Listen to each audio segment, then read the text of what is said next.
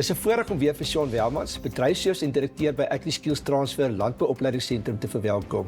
En welkom hier Shaun, jy's mos al 'n gereelde gesig hierso. Hey Corné, baie dankie dat ek vir jou kan kuier vandag. Julle doen goeie werk natuurlik met die opleiding, maar vertel my net van sedert jy laas hier was, is daar enige nuwe planne wat julle het, waarmee julle tans die besigste? Ja, so daar's natuurlik altyd goed wat ontwikkel op 'n plaas en by opleiding natuurlik self. Nommer 1 om relevant te bly is die heel eerste grootste prioriteit.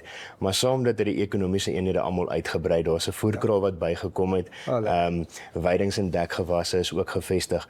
Maar addisioneel tot dit, ek dink een van die belangrikste punte is ons huidige akkreditasie uitbreiding. Ja. Ons staan tans met AgriSeta en ons het die QCTO kwalifikasie en akkreditasies ook bygebring en ons is tans ook natuurlik besig om verder uit te brei na groter gehaltes en beter waardes in die opleidingsomgewing. Ja. Wat se tipe landbouaktiwiteite dek julle alles daar by julle?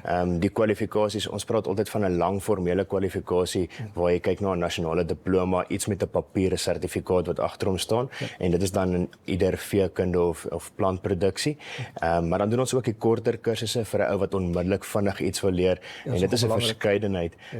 Beeste, bokke, skape, hoenders, varke en dan ook trekker.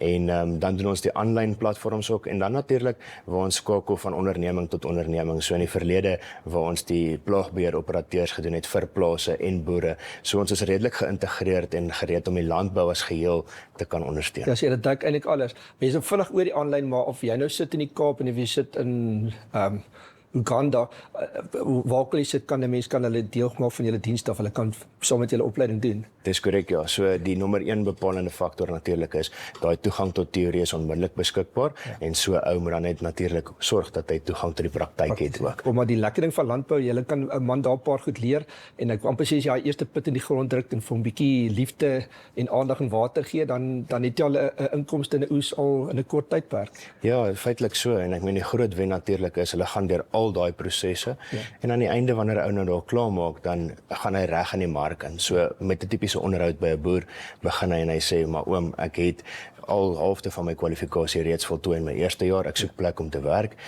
Hierso is my 1200, 1600 praktiese ure wat ek voltooi het, met omtrent 11 kwalifikasies en kort kursus sertifikaat.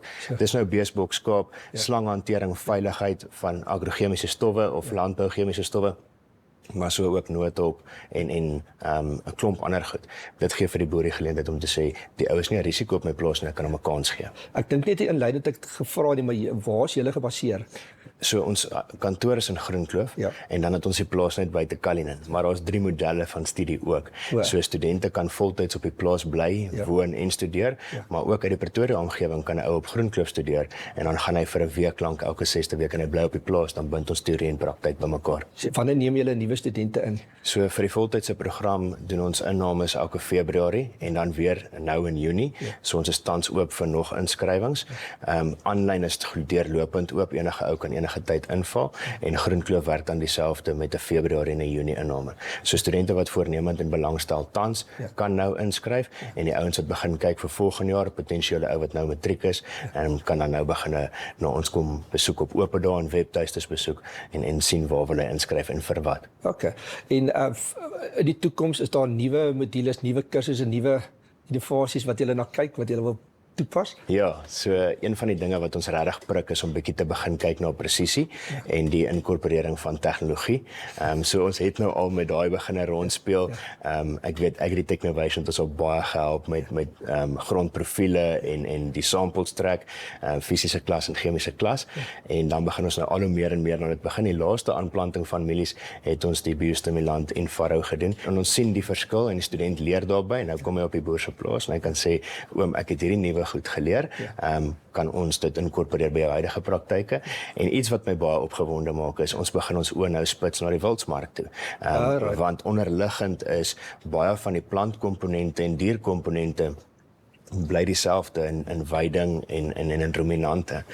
So ons begin so 'n bietjie in die wildsbedryf ook inbeweeg en dan sit ons net daai spesialisering bo op ons huidige diploma. Kostegewys is daar, kom die ouens met beurse, is dit maar die ouers betaal, wie, hoe finansier hulle dit? Ja, so ons het verskeidenheid studente, die hoofkliënt is tipies maar iemand wat homself befonds, 'n ouer wat vir haar studie betaal, maar ons vind ook nou dat baie ondernemings gebruik hulle, kom ons sê, opleidingsbegroting om 'n student mee te beheer. So ons sien verskeie areas waar die studente dit doen en sommige van die groot boerderye het ook nou al gesê vir ons personeel wil ons vir daai ouens se kinders die beurse oordra. So ons werk in daai gedeelte ook.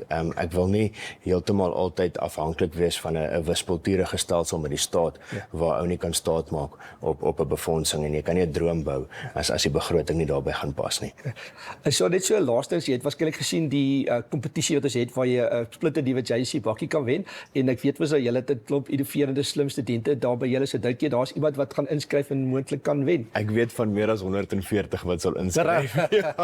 Okay. Nou 'n bietjie omdat ons vriende al so lank pad kom vir jou tip gee hoe gou hulle inskryf hoe beter. Daar is 'n sperdatum, maar as ek dit nou kry het ek meer tyd om aandagtig daarna te kyk en wie weet miskien kan ek een van daai stories nog gebruik vir ons reeks laas. Dit sou fantasties wees. En maar weer eens baie dankie vir jou tyd. Dankie vir alles wat julle vir landbou en vir ons doen en ek hoop ons gaan 'n lang pad saam stap. Baie dankie Corne, dit was lekker om by jou te kuier.